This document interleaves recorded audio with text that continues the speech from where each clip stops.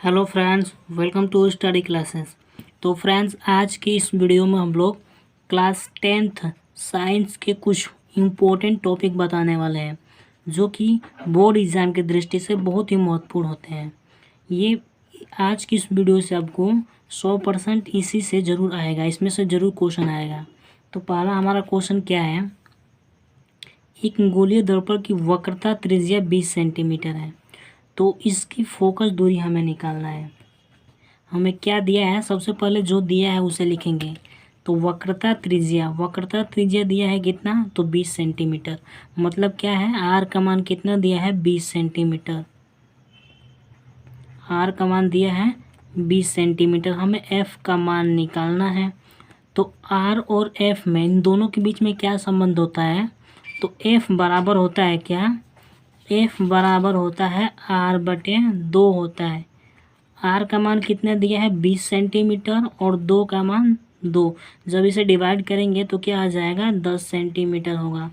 तो एफ बराबर क्या आया, तो एफ बराबर आया हमारा 10 सेंटीमीटर। ये हमारा आंसर हो जाएगा। फोकस दूरी कितनी आया है, तो फोकस दूरी होगा हमारा 10 सेंटीमीटर। ये हमारा पहला का आंसर है। क्वेश्चन नंबर सेकेंड देखते हैं। क्वेश्चन हमारा सेकेंड क्या है, तो क्वेश्चन हमारा सेकेंड है, किस रंग के लिए प्रकाश के लिए कांच का अपवर्तनांक अधिकतम होता है और न्यूनतम होता है, किस रंग के लिए। तो इसका उत्तर होगा, बैगनी रंग के लिए प्रकाश के लिए अधिकतम होता है। बैगनी रंग के लिए जो प्रकाश होता है वो क्या होता है, अधिकतम होता है। और तथा लाल रंग के लिए क्या होता है, तो न्यूनतम होता है। ठीक, ये देखिए कितनी बार पूछा हुआ क्वेश्चन है। 2011 में आया है, फिर 12, 13, 15, 16, 17 और 19 में आया हुआ क्वेश्चन है। तो ये काफ़ी इंपॉर्टेंट है, आप लोग इसे तैयार कर लेना। ठीक, अगला क्वेश्चन क्या है, क्वेश्चन नंबर 3 देखते हैं। तो क्वेश्चन हमारा 3 है, कांच का अपवर्तनांक दिया है कितना, वो 1.5, और वायु में प्रकाश की चाल 3 × 10⁸ मीटर पर सेकेंड है। तो कांच में प्रकाश की चाल हमें ज्ञात करना है। तो इसका फॉर्मूला क्या होता है, तो क्या निकालना है, कांच में प्रकाश की चाल हमें निकालना है। तो इसका कांच में प्रकाश की चाल क्या हो जाएगा, कांच में प्रकाश की चाल बराबर क्या हो जाएगा, तो 3 × 10⁸ मीटर पर सेकेंड, और क्या हो जाएगा, तो अपवर्तनांक हो जाएगा।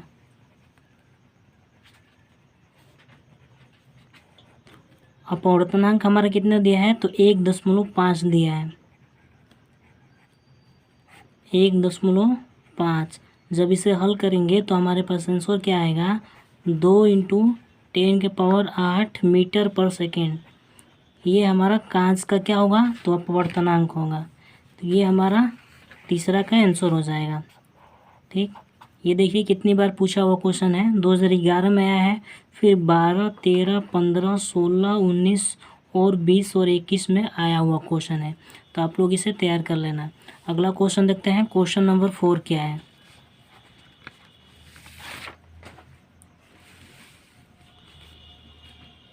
क्वेश्चन हमारे पास 4 है, किसी लेंस की क्षमता कितना दिया है, -2 डायोप्टर दिया है। तो हमें क्या दिया है, पी का मान दिया है। लेंस की क्षमता बराबर क्या दिया है, तो -2 डायोप्टर, और इसकी फोकस दूरी, हमें इसकी फोकस दूरी एफ निकालना है। तो इन दोनों के बीच में हमारे पास क्या संबंध होता है, तो P बराबर होता है, लेंस की क्षमता बराबर होता है 1/f होता है। क्या होता है, तो 1/f होता है। और हमें f का मान निकालना है, तो f बराबर हमारे पास क्या निकल के आया, तो 1/p निकल के आया। क्या निकल के आया, 1/p, और ये 100 सेंटीमीटर हो जाएगा। क्या, ये ऊपर वाले को क्या लेंगे, सेंटीमीटर, 100 सेंटीमीटर। ठीक, तो चलिए f निकालते हैं। तो f बराबर क्या हो जाएगा, 100 सेंटीमीटर बटे लेंस की क्षमता हमारे पास कितना दिया है, तो -2 डायोप्टर। जब इसे हल करेंगे तो हमारे पास आंसर क्या आएगा, फोकस दूरी कितने आएगी, तो माइनस का 50 क्या होगा सेंटीमीटर ही हमारी फोकस दूरी आएगी। तो माइनस में है तो हमारा लेंस कौन सा होगा, तो हमारा लेंस अवतल लेंस होगा। लेंस कौन सा होगा, तो अवतल लेंस होगा। ठीक, तो ये इसका आंसर हो गया। अगला क्वेश्चन देखते हैं। अगला हमारे पास क्वेश्चन क्या है, क्वेश्चन नंबर 5 देखते हैं। क्वेश्चन हमारा 5 क्या है, तो वायु के सापेक्ष किसी द्रव का क्रांति कोण कितना दिया है, C 45 डिग्री है। तो उस द्रव का अपवर्तनांक हमें ज्ञात करना है। ये देखिए 2011 में आया है, फिर उसके बाद से 12, 13, 14, 16, 18 और 20 में पूछा हुआ क्वेश्चन है। तो ये इम्पोर्टेंट है, इसको आप लोग एक बार ज़रूर तैयार करके जाना। ठीक, तो क्या हमें दिया है, हमें क्रांति कोण का मान दिया है C। क्रांति कोण कितना है, C का मान दिया है 45 डिग्री। ठीक, हमें क्या निकालना है, तो द्रव का अपवर्तनांक निकालना है। तो द्रव का अपवर्तनांक क्या हो जाएगा, द्रव का अपवर्तनांक बराबर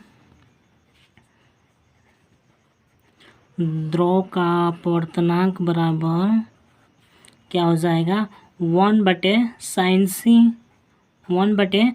C हो जाएगा। ठीक, और C का मान दिया है 45, तो क्या हो जाएगा sin 45 डिग्री।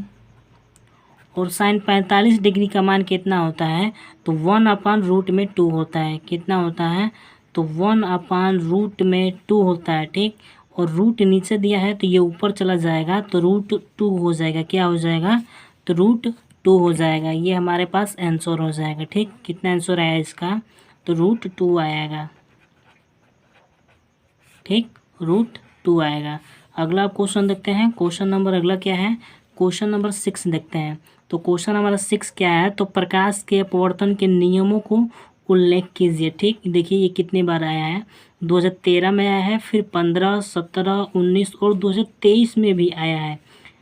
तो ये काफ़ी इम्पोर्टेंट है, आप लोग इसे ज़रूर एक बार तैयार करके जाना। ठीक, तो इसके नियम कितने होते हैं, तो प्रकाश के अपवर्तन के हमारे पास 2 नियम होते हैं। कौन कौन से नियम होते हैं, तो आपतित किरण और अपवर्तित किरण तथा आपतन बिंदु पर जो अविलंब होता है वो क्या होता है, तो तीनों एक ही तल पर होता है। इसका पहला नियम क्या है, तो आपतित किरण, अपवर्तित किरण तथा जो आपतन बिंदु होता है उस पर आपतन बिंदु पर जो अविलंब होता है वो क्या होता है, तो तीनों एक ही तल पर होता है। इसका यह पहला नियम हो गया। इसका दूसरा नियम क्या है, तो आपतन कोण की ज्या और अपवर्तन कोण की ज्या का अनुपात क्या होता है, तो एक नियतांक होता है। इसे हम लोग क्या कहते हैं, तो स्नेल का नियम कहते हैं। तो हमारे पास क्या निकल के आएगा, तो sin I/sin R बराबर ये हमारे पास क्या होता है, तो ये हमारा नियतांक होता है। तो ये अपवर्तन का दूसरा नियम है। अगला क्वेश्चन देखते हैं। क्वेश्चन नंबर 7 क्या है, क्वेश्चन हमारे पास 7 है, तो अवतल दर्पण द्वारा बनने वाला प्रतिबिंब। ये काफ़ी इम्पोर्टेंट क्वेश्चन है, ये 2023 में पूछा हुआ क्वेश्चन है और इस साल भी मतलब कल के एग्ज़ाम में भी ये इससे क्वेश्चन बन सकता है। तो आप लोग अवतल दर्पण द्वारा बनने वाला प्रतिबिंब है उसको आप लोग तैयार कर लेना। पहला हमारा क्वेश्चन क्या दिया है, जब वस्तु अनंत तथा वक्रता केंद्र के बीच हो तो इसका प्रतिबिंब कहाँ बनता है, इसको आप लोग तैयार कर लेना, एक बार ज़रूर देख कर जाना। दूसरा क्वेश्चन हमारे पास क्या है, जब वस्तु फोकस हो ध्रुव के बीच हो तो इसका प्रतिबिंब कहाँ बनेगा। ठीक, इसको आप लोग देख लेना। अगला क्वेश्चन देखते हैं। क्वेश्चन नंबर 8 क्या है, तो ये हमारा दर्पण सूत्र है। दर्पण का सूत्र क्या होता है, तो 1/f बराबर 1/v प्लस 1/u। एफ हमारे पास क्या होता है, तो एफ हमारा होता है फोकस दूरी और यू क्या होता है, तो यू हमारा होता है वस्तु की दूरी और भी क्या होता है, तो प्रतिबिंब। ये हमारा लेंस का फॉर्मूला है। तो लेंस में क्या होता है, बस बीच में क्या हो जाता है, तो माइनस आ जाता है। बीच में हमारे पास क्या आ जाता है, तो बस माइनस आ जाता है। अब देखते हैं इसका चिन्ह देखते हैं। तो उत्तल दर्पण के लिए अगर उत्तल दर्पण होगा तो जो एफ होगा, जो फोकस दूरी होगी वो क्या होगी, तो पॉजिटिव में लेंगे, क्या लेंगे, प्लस में लेंगे। और यू जो होगा वो क्या होगा, तो ऋणात्मक होगा। यू जो होगा क्या होगा, तो ऋणात्मक होगा। और भी का मान किस में लेंगे, तो हम प्लस में लेंगे। और अवतल दर्पण के लिए तो अवतल दर्पण के लिए जो F होगा वह क्या होगा, तो निगेटिव होगा, और U होगा तो वह क्या होगा, तो माइनस मिलेंगे, और V क्या होगा, तो माइनस मिलेंगे। F क्या है, तो F हमारा है फोकस दूरी। F क्या है, तो फोकस दूरी है। और U क्या है, तो वस्तु की दूरी है। U क्या है, तो वस्तु की दूरी। और V क्या है, तो प्रतिबिंब की दूरी है। V क्या है, तो प्रतिबिंब की दूरी है। तो ये न्यूमेरिकल इस पर आते हैं। तो न्यूमेरिकल कब आएगा, जब यह आपका यह चिन्ह क्लियर होगा, कौन सा माइनस होता है, अवतल दर्पण होगा तो कौन F का मान क्या होगा, U का मान क्या होगा, V का मान क्या होगा, ये जब याद रहेगा तभी इस पर न्यूमेरिकल हल होगा। अब देखते हैं लेंस के लिए। तो लेंस के लिए हमारे पास क्या है, जब उत्तल लेंस होगा तो F सदैव क्या रहेगा, पॉजिटिव रहेगा, और U का मान निगेटिव रहेगा, और V प्रतिबिंब हमारा क्या रहेगा, तो प्लस में लेंगे। अवतल लेंस हमारा रहेगा तो अवतल लेंस में हमारा तीनों ही क्या रहता है, तो निगेटिव होता है। अवतल लेंस में हमारा तीनों ही क्या होता है, तो निगेटिव होता है। ठीक, अगला क्वेश्चन देखते हैं। क्वेश्चन नंबर 9 क्या है। तो क्वेश्चन हमारा 9 क्या है, तो पूर्ण आंतरिक परावर्तन के उदाहरण सहित समझाएंगे। इसको आप लोग तैयार कर लेना। अगला क्वेश्चन फिर 10 नंबर क्या है, क्रांति कोण से आप लोग क्या समझते हैं। ठीक, ये देखिए 2012, 13, 14, 16, 17 फिर 18 में पूछा हुआ क्वेश्चन है। तो इसको लोग आप इस दोनों क्वेश्चन को आप लोग एक बार पढ़ के जरूर जाना।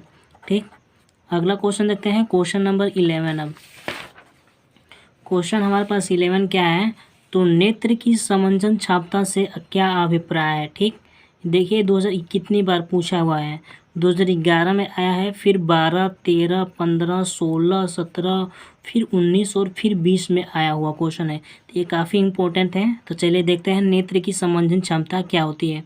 तो नेत्र की वह क्षमता जिसके कारण वह अपनी फोकस दूरी को समायोजित करके निकट तथा दूरस्थ वस्तुओं को फोकसित कर लेती है, नेत्र की समंजन क्षमता कहलाती है। देखिए नेत्र की समंजन क्षमता क्या होती है, तो नेत्र की वह क्षमता जिसके कारण वह अपनी फोकस दूरी को समायोजित करके निकट तथा दूरस्थ वस्तुओं को फोकसित कर लेती है, उसे नेत्र की समंजन क्षमता कहते हैं। ठीक, अगला क्वेश्चन देखते हैं। क्वेश्चन नंबर 12 क्या है। तो क्वेश्चन हमारा 12 है, निकट तथा दूर दृष्टि दोष को परिभाषित कीजिए और इसको आप दूर करने के लिए किस प्रकार का लेंस का प्रयोग करेंगे। ये भी काफ़ी इंपॉर्टेंट है। ये देखिए कितनी बार आया है, 2011 में आया है, 12, 13, 14, 15, 16, 17, 18, 19, 20 और 23 में भी आया हुआ क्वेश्चन है। तो इसको लोग आप जरूर याद कर लेना। ठीक, ये काफ़ी इंपॉर्टेंट क्वेश्चन है। ये आपको बोर्ड एग्जाम में देखने को मिलेगा 29 फरवरी को। ठीक, अगला हम क्वेश्चन देखते हैं। अगला क्वेश्चन क्या है, क्वेश्चन नंबर 13 देखते हैं। तो क्वेश्चन हमारा 13 है, विद्युत प्रतिरोध से क्या तात्पर्य है, इसका मात्रक लिखना है। ये भी काफ़ी इंपॉर्टेंट है, 2011 में आया है, फिर 12, 15, 16 और 18 में हुआ क्वेश्चन है। तो इसको आप लोग जरूर तैयार कर लेना। अगला क्वेश्चन देखते हैं। क्वेश्चन नंबर 14 क्या है, तो क्वेश्चन हमारा पास 14 है, वाट की परिभाषा दीजिए और किलोवाट घनता तथा जूल में संबंध स्थापित करना है। देखिए कितनी बार आया है, 2011, 12, 14, फिर 13, 15, 16, 17, 18 और 2023 में भी आया हुआ क्वेश्चन है। तो ये भी इम्पोर्टेंट है, या आप लोग इसको भी तैयार कर लेना। ठीक, और लास्ट क्वेश्चन देखते हैं। क्वेश्चन नंबर 15 क्या है, तो ओम का नियम लिखिए। ओम का नियम तो 100% ये बोर्ड एग्जाम में देखने को मिलेगा। ठीक, ये 2023 में भी आया हुआ क्वेश्चन है, तो इसको आप लोग जरूर तैयार कर लेना। और लास्ट हमारा पास क्वेश्चन है, क्वेश्चन नंबर 16 क्या है, तो फैराडे के वैद्युत चुंबकीय प्रेरण संबंधित नियमों का उल्लेखन कीजिए। इसको भी आप लोग तैयार कर लेना, ये भी बहुत मोस्ट इम्पोर्टेंट है। ठीक, देखिए आप लोग कितने बार क्वेश्चन पूछा गया है बोर्ड एग्जाम में, 2011 में आया है, फिर 12, 13, 14, 15, 16, 17, 18 और 19 में आया हुआ क्वेश्चन है। तो इसको आप लोग जरूर तैयार कर लेना है। तो ये हमारा लास्ट क्वेश्चन था। तो फ्रेंड्स, अगर आपको वीडियो पसंद आए तो आप चैनल को सब्सक्राइब जरूर करें।